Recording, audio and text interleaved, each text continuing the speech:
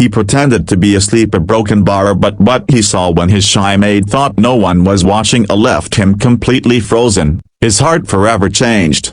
It all began on a quiet winter morning in the Grand Marlowe mansion. Ethan Marlowe, a 32-year-old billionaire CEO known for his icy demeanor and razor-sharp business mind, had everything a man could dream of: money, power, and control. But behind those marble walls and glass towers, his life was painfully empty. He trusted no one, loved no one, and believed everyone only wanted something from him. When his longtime housekeeper retired, she recommended a new maid, a timid young woman named Clara. She was soft-spoken, always kept her head down, and barely said more than a few words when spoken to. Ethan didn't pay her much attention at first. To him, she was just another employee doing her job quietly in the background. But soon, he started noticing things. His room was always cleaner than before. The books he left scattered were arranged by theme and mood. The coffee she prepared each morning had just the right amount of sugar, exactly the way he liked it, something he'd never told her. There was care in every little thing she did,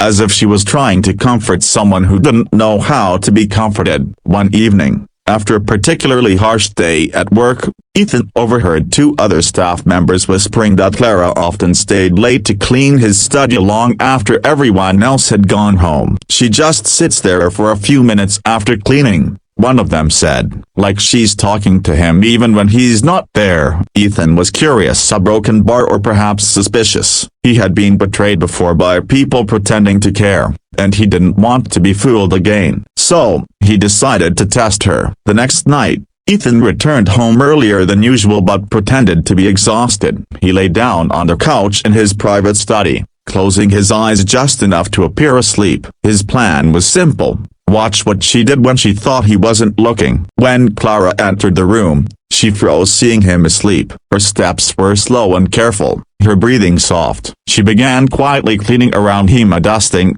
straightening the books, picking up papers. But then, something unexpected happened. She stopped in front of him. For a long moment, she just looked at him, her expression unreadable. Then she knelt down beside the couch and whispered softly, "You work so hard every day, Mr. Marlowe, a broken bar, but you look so tired, so alone. I wish you'd smile more." Ethan's heart tightened. No one had ever said that to him, not like that. Her voice wasn't filled with pity or fake admiration. It was real concern. Clara gently adjusted the blanket over him, careful not to wake him. Then she did something that made him freeze completely as she reached into her pocket, took out a small handmade bracelet of blue thread, and placed it quietly on the table beside him. "You helped me when I had nothing," she murmured. "You don't know it, but because of this job, I could pay for my little brother's medicine. I just wanted to thank you, a broken bar, even if you never know it's from me." Ethan's breath caught. He wanted to open his eyes,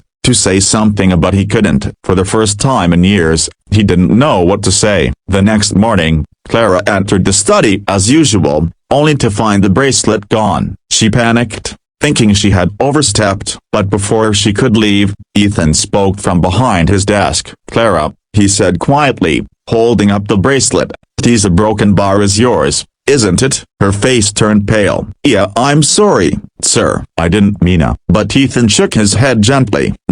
"Don't apologize. It's beautiful." He paused, his voice softer than she'd ever heard. "You made this yourself?" She nodded shyly. "It's a habit I picked up to calm my nerves. I didn't think you'd notice." "I did," he said simply.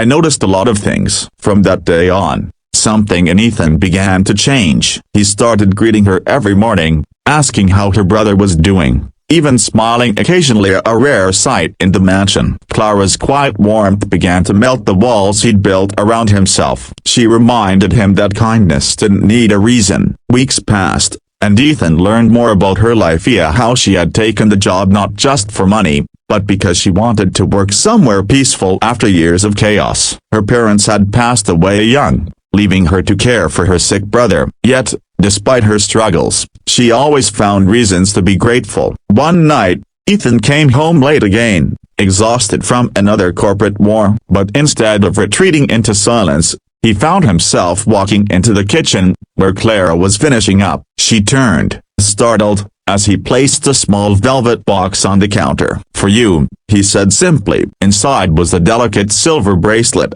engraved with her initials and his. She stared at it, tears welling up. "Mr. Marlowe, a broken bar I can't accept." "Yes, you can," he interrupted softly, "because it's not from your boss. It's from someone who finally learned what it means to care." From that night, their story changed, and not instantly, but beautifully. Ethan offered to help her brother's treatment, not out of pity, but genuine concern. Clara continued to work at the mansion, but now their conversations were filled with laughter, shared stories, and quiet understanding. Months later, Ethan publicly credited her for inspiring a new charity initiative in his company, one that helped low-income families afford healthcare. "Sometimes," he said in his speech, "you don't need someone powerful to change your life. You just need someone kind enough to see you when no one else does." And when the crowd applauded, Ethan glanced at the side of the stage, where Clara stood, shyly smiling. He smiled back at the same man who once pretended to sleep to test here a broken bar, now wide awake to what truly mattered.